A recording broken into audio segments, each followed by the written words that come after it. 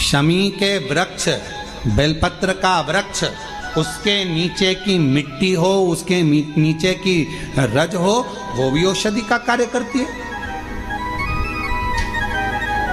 जब किसी व्यक्ति को यूरिन से जुड़ी हुई प्रॉब्लम हो जाती है, उसको जब यूरिन से जुड़ा हुआ बहुत बड़ा रोग उत्पन्न हो जाता है, यूरिन नहीं आती है या यूरिन रुक जाती है या यूरिन उसकी निकलती ही नहीं, बाथरूम आती ही नहीं, उसको बहुत रुक रुक कर आती है या बाथरूम पूर्ण तरह से नहीं आती, तो उसको करा क्या जाता है? उसको जाओ शमी का वृक्ष, शमी के वृक्ष की नीचे की मिट्टी लाओ, शमी के वृक्ष की पत्ती लाओ, बाबा देवाधिदेव महादेव का अवधूतेश्वर नाम लेकर उसको अच्छा मिट्टी के साथ शमी की पत्ती को मल लो, थोड़ा गीला कर कर नाभि के नीचे उसको लगा लो। 5 मिनट के अंदर अच्छे से कितनी भी यूरिन रुक रही हो पर यूरिन निकलना प्रारंभ हो जाती है, उसको किसी चीज की जरूरत नहीं पड़ती। 5 मिनट लगता है बस, और 5 मिनट में यूरिन आना प्रारंभ हो जाती है।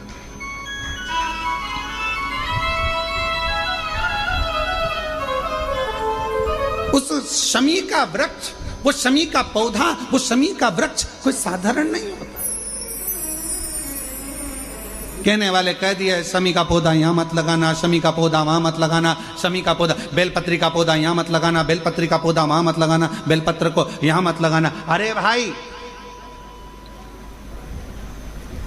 शमी का पौधा अगर तुम्हारे घर के अंदर है, शमी का छोटा सा पौधा यदि तुम्हारे घर के आंगन में है, शमी का छोटा सा पौधा या बेलपत्र का छोटा सा पौधा तुम्हारे यहाँ है, तुम्हारा घर का वास्तु दोष कितना भी बेकार हो, शमी का पौधा और बेलपत्र का पौधा सारे वास्तु को अच्छा कर देता है। एक शमी का पौधा, एक बेलपत्र का पौधा हमें सुख प्रदान कर देता है।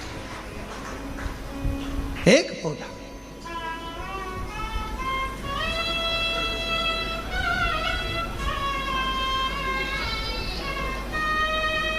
उस शमी के पौधे को ना पहचान रहे लोग, उस बेलपत्र के पौधे को ना पहचान रहे लोग। पर एक निवेदन आपसे और है, अगर तुम्हारे गांव में, तुम्हारे नगर में, तुम्हारे शहर में, तुम्हारी कॉलोनी में, तुम्हारी सोसाइटी में शमी का पौधा हो, बेलपत्र का पौधा हो, बड़ का पौधा हो, पीपल का पौधा हो, चाहे आंवले का पौधा हो, किसी भी पौधे में आप कोई भी, जैसे दही चढ़ा देते हो, दूध चढ़ा देते हो, या कोई ऐसा इत्र चढ़ा देते हो, निवेदन है आप अपने आसपास के बड़े बड़े पौधे में ये कोई भी चीज ना चढ़ाएं। कोई महाराज कितना भी बताए, पर उस पौधे के अंदर आप केवल जल चढ़ाएं, केवल जल। आप उसमें ना दूध चढ़ाएं ना दही चढ़ाएं। क्यों? क्योंकि पौधे में जब दही जाता है तो दही जाने के कारण, इत्र जाने के कारण, तेल जाने के कारण, कोई सामग्री जाने के कारण वो बड़े से बड़ा पौधा सूखने लगता है। हमारा करवत्त निवेदन है आपसे, उस पौधे में जब भी बेलपत्र का पूजन करने जाओ, ना दूध चढ़ाना ना दही चढ़ाना, केवल जल चढ़ाना।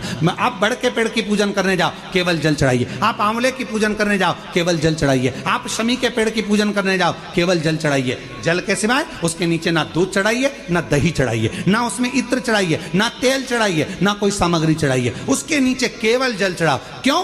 क्योंकि शमी ने स्वयं मंदार से कहा है, हे मंदार, शमी ने मंदार से कहा है, हे मंदार, जब कोई एक जल का पात्र लेकर हम पंच वृक्ष के नीचे आते हैं, जल का भरा हुआ पात्र लेकर आते हैं और जल समर्पित करते हैं, जब वो खाली पात्र हमारे वृक्ष के नीचे से जाता है तो वो खाली नहीं रहता, हम उसे लक्ष्मी से परिपूर्ण कर कर भेज देते हैं। ये शमी कहता है।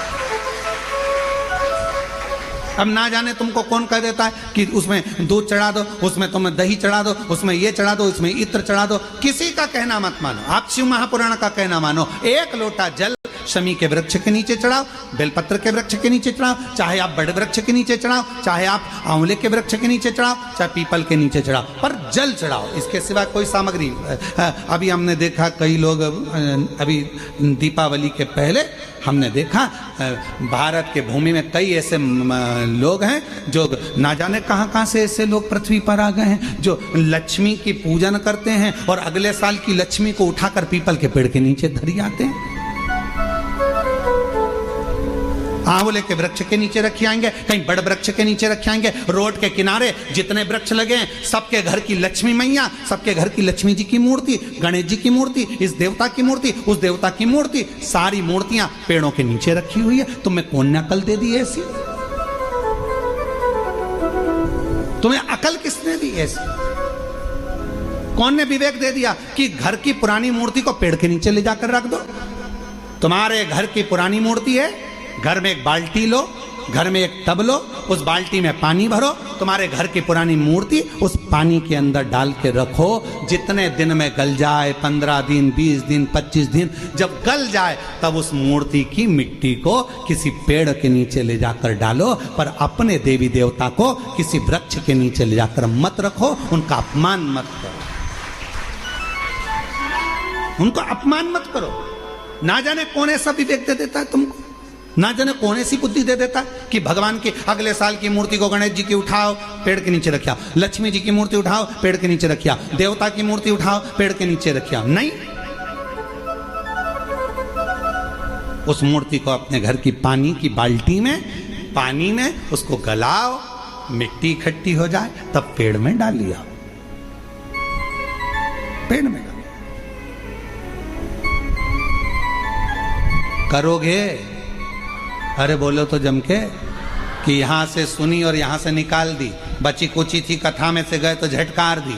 घर के लोगों ने पूछा कथा में गई थी सी और कुबरेश्वर धाम क्या लेके आई? महाराज ने सुनाया तो बहुत कुछ था, पर समझ में नहीं आया करना क्या।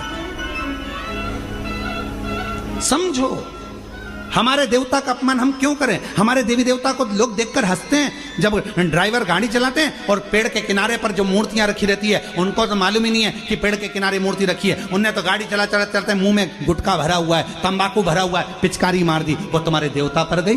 तुम्हारे को बददुआ नहीं लगेगी? तुमको अपशब्द नहीं लगेगा? जरा विचार करिए। इसलिए पेड़ों के नीचे मूर्ति रखना बंद करिए, उस मूर्ति को घर में ही बाल्टी में गलाओ, मिट्टी तैयार करके वो पेड़ के नीचे चढ़ाओ, स्वीकार होगा।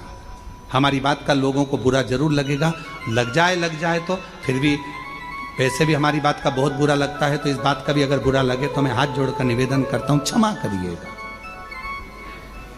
पर हमारे सनातन धर्म पर कोई उंगली उठाए, हंसे, ये हमें स्वीकार नहीं, ये हमें स्वीकृत नहीं है महाराज, ये स्वीकृत ही नहीं। शिव तत्व कह रहा,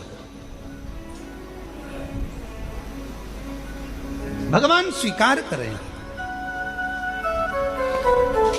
शमी के वृक्ष के नीचे की मिट्टी और शमी की पत्ती,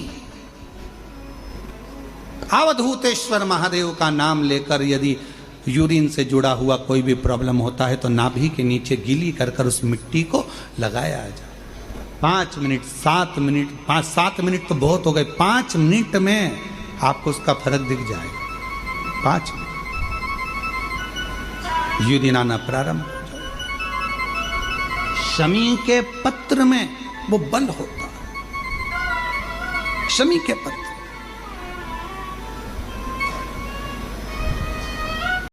हम कईयों से कहते हैं कि अगर आपको लग रहा है कि डॉक्टर बोल रहा है कि कोई बड़ी बीमारी हो रही है, कोई तकलीफ, आपके मन में भी आपको ऐसा लग रहा है कि कहीं मेरे को घुटने ना बदलाना पड़ जाए, कहीं मेरे को ये बीमारी ना हो जाए, आपको ऐसा महसूस हो रहा है, तो आप बेलपत्र के वृक्ष के नीचे थोड़ी देर बैठो, वहां की मिट्टी को अपने शरीर पर थोड़ा सा लगाओ और श्री शिवाय नमस्तुभ्यं, श्री शिवाय नमस्तुभ्यं, श्री शिवाय नमस्तुभ्यं, श्री शिवाय नमस्तुभ्यं। बेलपत्र के वृक्ष के नीचे बैठकर वहां की मिट्टी को थोड़ा अपने मस्तिष्क पर चढ़ाओ, थोड़े हृदय से लगाओ, थोड़ी भुजा से लगाओ, थोड़े वक्ष स्थल पर, थोड़ा कंठ पर लगाओ, उस मिट्टी को थोड़ा थोड़ा सा स्मरण करिए और निवेदन करो श्री शिवाय नमस्तुभ्यम का बोलकर। खुद अपने आप अपनी बुद्धि से ही निकलना बंद हो जाएगा कि आपको ऐसा लग रहा था कि बीमारी होगी, घुटने बदलना पड़ेगा, ये करना पड़ेगा, अपने आप वो नेगेटिवता बाहर होगी और आप धीरे धीरे स्वस्थ होना प्रारंभ होंगे, धीरे धीरे स्वस्थ। शिवालय, बेलपत्र का वृक्ष, बट वृक्ष, शमी वृक्ष, पीपल का वृक्ष, आंवले का वृक्ष, मंदिर, तीर्थ, शिवालय, देवालय, ये बल देते हैं, हमको ऊर्जा देते हैं। ऊर्जा